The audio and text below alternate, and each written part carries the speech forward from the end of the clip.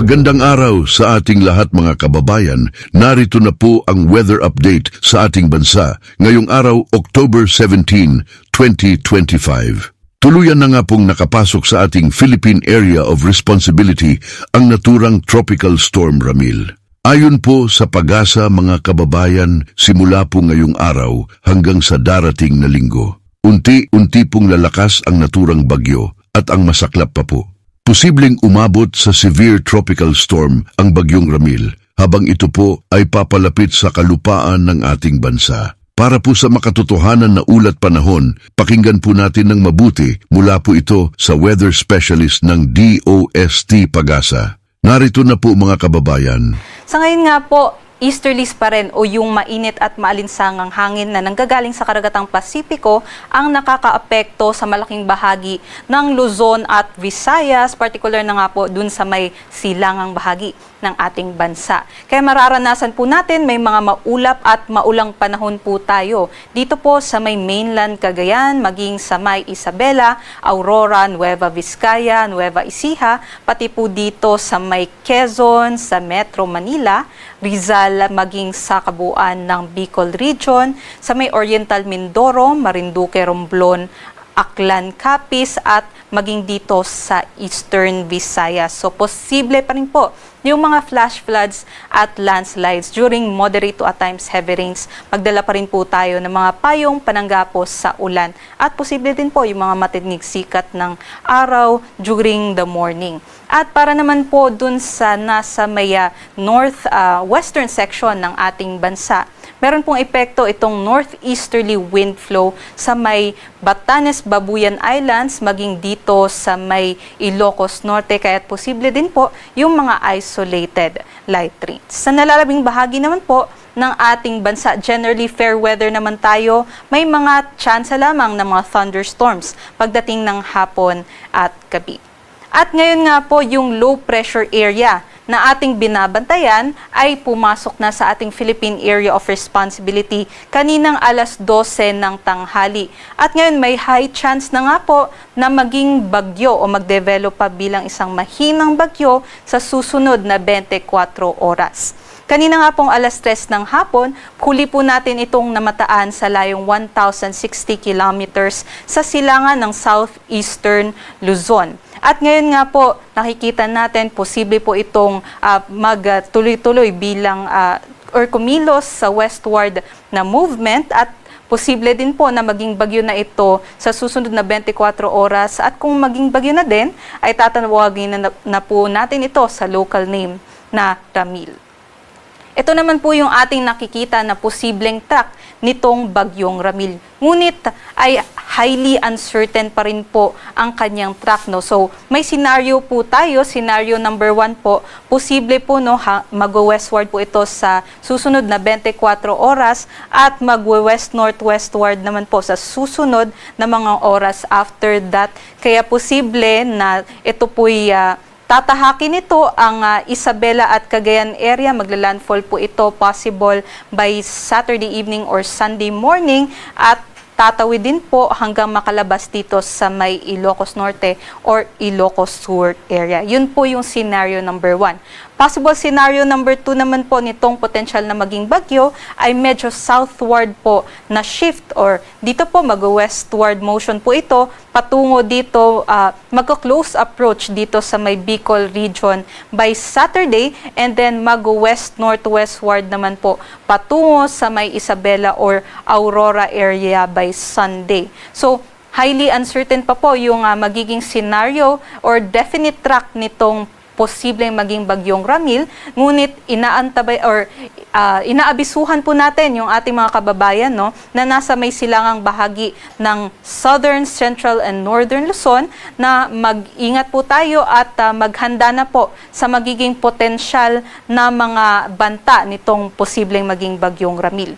Ito nga pong LPA ay posible pang mag-develop pa bilang isang tropical storm or worst case scenario, maging severe tropical storm pa ito na may hangin na abot sa 89 to 117 kilometers per hour pagdating naman po ng Sunday. Kaya mag-ingat yung ating mga kababayan at maghanda dito sa ating sama ng panahon. Sa susunod naman po ng mga araw after that, may nakikita din po tayong posible mag-develop na isang low pressure area. Pero sa ngayon, mataas pa po yung uncertainty nito.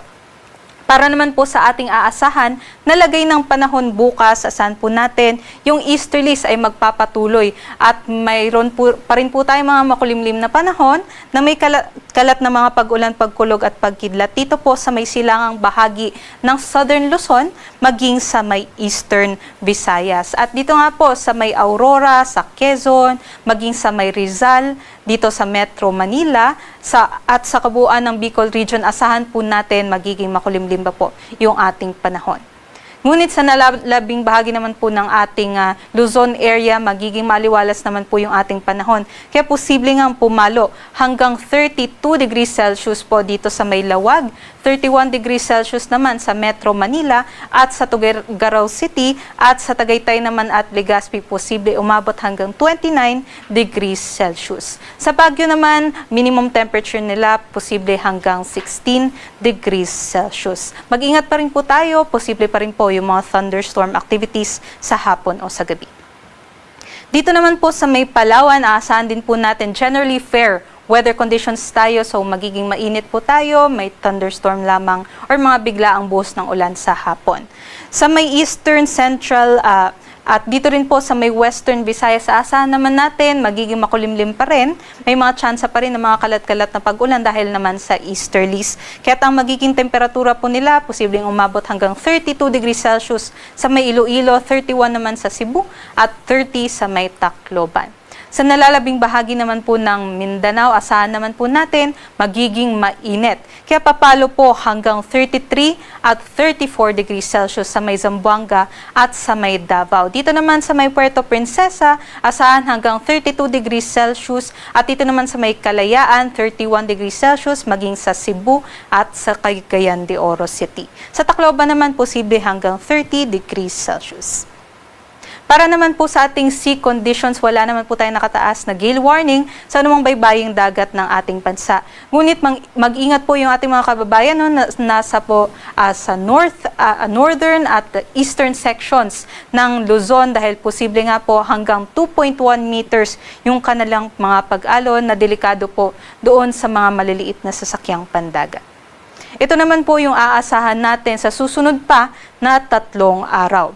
Yung highly unlikely pa rin naman po yung senaryo nga po ng track nitong bagyo. Ngunit inaasahan natin magkakaroon na po tayo ng maulap at maulang weekend. Lalong-lalo na dito sa may Bicol Region hanggang Sunday at dito naman sa Metro Manila hanggang Sunday din po yan. At doon nga po sa posibleng tahakin ng mga lugar doon sa may Northern at Central Luzon area, maaari po tayo makaranas ng mga bugso-bugsong hangin over the weekend. Ngunit pagsapit naman ng Monday ay makakaranas na tayo ng generally fair weather conditions. Dito naman po sa kanlurang bahagi ng Luzon, asahan po earliest magkakaroon na po tayo ng mga bugso-bugsong hangin at mga maulap na panahon na may kalat-kalat na pag-ulan by Sunday hanggang sa Monday po yan. Sa Visayas naman, aasahan din po natin by Saturday, may epekto na rin yung trough o yung extension ng mga kaulapan nitong posibleng maging bagyong Ramil by Saturday. So buong Visayas po, posible magkakaroon na po tayo ng mga pag-ulan. Ngunit pagsapit naman ng Linggo hanggang sa Lunes, asahan naman po natin magiging mainit at maalinsangan na may tsansa ng mga thunderstorm sa hapon o sa gabi. Dito naman sa kabuuan ng Mindanao, asahan naman po natin ang bahagyang maulap hanggang sa maulap na panahon. Kahit magiging mainit po tayo, lalong-lalo na doon sa may southern side ng Mindanao, dito po sa may Metro Davao, maging dito po sa may Zamboanga, posibleng pumalo hanggang 34 degrees Celsius ang kanilang maximum temperature. At idagdag ko lang din po kung nandun po kayo, malapit sa mga bundok, ay posible pa rin po tayong magkaroon ng orographic lifting o yung pagtaas ng mga ang hangin natin na pupuwersa dun sa pupuwersa na makabuo po tayo ng mga kaulapan na posibleng maging mga thunderstorm. Kaya't mag-ingat pa rin po tayo. Ayan mga kababayan, napakinggan nyo na. Mula na po yan sa Pag-asa, kaya manatili po kayong tumutok sa mga susunod natin na update. Ang mahalaga, huwag po natin kakalimutan ang paalaala ng Pag-asa sa ating lahat. ang mag-ingat, maging alerto sa banta ng pagbaha, sa pagguho ng lupa, lalong-lalo na po tuwing magkakaroon ng malalakas na pag-ulan o bagyo. Kaya't hanggat maaari po, lumikas na po tayo sa mas ligtas na lugar. Muli po, ito ang balita sa bansa na nagsasabing hanggat magkakasama tayong lahat may pag-asa.